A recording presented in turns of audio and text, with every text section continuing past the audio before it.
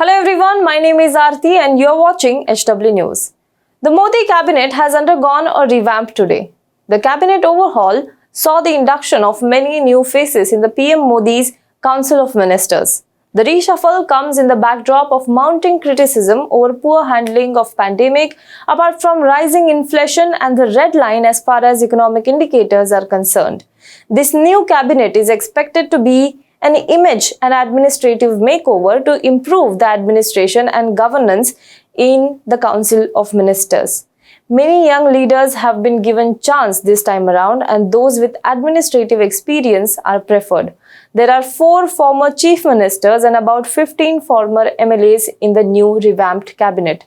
While the cabinet expansion was on cards even before the second wave hit the country, one cannot ignore the timing of the exercise. It comes ahead of the third wave of the pandemic, but it also comes ahead of the several crucial assembly elections, one of which being in the state of Uttar Pradesh. The cabinet expansion also takes care of the representation. The revamped cabinet has 12 ministers from the scheduled caste, 8 from scheduled tribes and 27 from other backward class.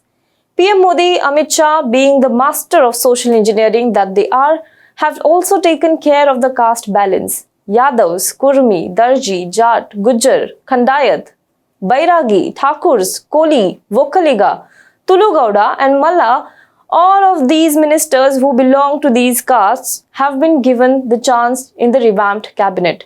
For the first time, 11 women have also been inducted in the cabinet.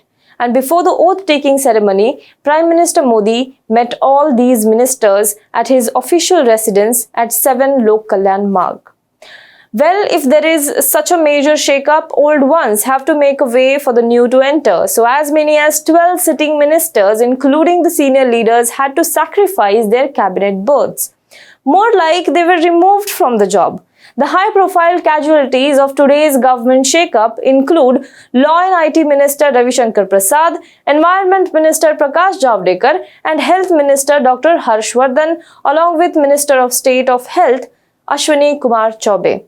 Although in the garb of cabinet reshuffle, but considering the flack the government received over handling of the second wave of the pandemic and the vaccination drive glitches, this was supposed to happen.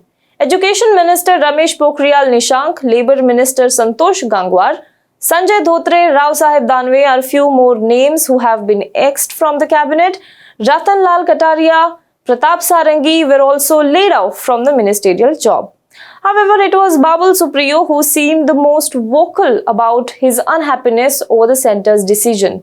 In a Facebook post, Babul Supriyo said that he was asked to resign and he did so. He also concluded his emotional Facebook post with these words: "I am sad for myself but happy for all of them." That is, the new ministers being inducted in the cabinet. Clearly, the minister wasn't much happy. Even Ravi Shankar Prasad's resignation surprised everyone. As IT and Law Minister, Ravi Shankar Prasad had made it clear in the last few months that he will take the big techs and social media platforms to task. His open fallout with Twitter had dominated the headlines. Environment Minister Prakash Javadekar, who was the government spokesperson, was also made to resign. Alright, so this was about the ministers who had to sacrifice their seat. You may already know about those who are inducted.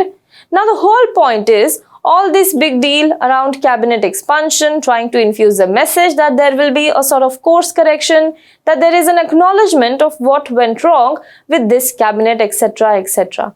One can say all of this. But the bottom line is, why isn't anyone asking the most important question? And especially today, more than ever, it has to be asked. But since only few will, we thought why not start with us asking it. This is the first cabinet expansion of second Modi government. 36 new ministers have sworn in. 7 sitting ministers got promotion and the cabinet size is currently 77. Earlier it was 58. But after the exit of Shiv Sena and Shiromani Akali Dal, it came down to 56. 2 ministers died and 1 minister resigned to take over as governor, so that left the ministry with 53. 12 resigned after that, so remaining 41, and add to it the 36 new ministers that have been sworn in today. So 77 minister cabinet and another promise of minimum government and maximum governance bites the dust.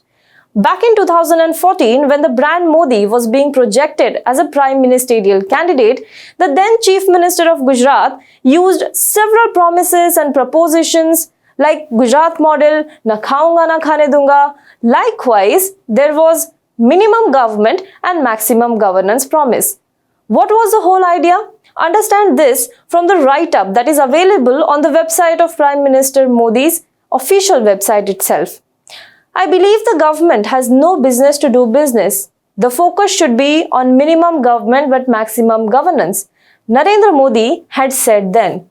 The write-up goes on to say, and I quote, "For decades, we have had extraordinarily large governments while ironically, the quality of governance has been quite poor. There has been more attention paid to the size of the government and not so much to its quality. Thus, Narendra Modi's model of a small yet efficient government stands out." Watch out the word, small yet efficient government. Narendra Modi believes that the role of a government in businesses should be limited to that of a facilitator. Narendra Modi has translated his beliefs into reality with Gujarat ranking as the #1 state in economic freedom in India. The Economic Freedom Index shows that Gujarat under Narendra Modi has a small size state machinery. Yes, small size state machinery. Well, clearly Prime Minister Modi does not use the methods of Chief Minister Modi, it seems, because at 77 he just lacks 4 more ministers to reach the maximum limit. During UPA or even before that, when the alliance government was ruling the country, this issue was always treated as contentious one. That ministries are created, portfolios are designed just so that alliance partners are accommodated. That the cabinets are formed with political consideration rather than administrative and expertise. If you look at the past Modi cabinets, you would agree. What roles did these ministers play when the decisions were all taken under the visionary leadership of Prime Minister Modi himself? Finance Minister spoke about Law Minister spoke about Defence Minister spoke about Finance.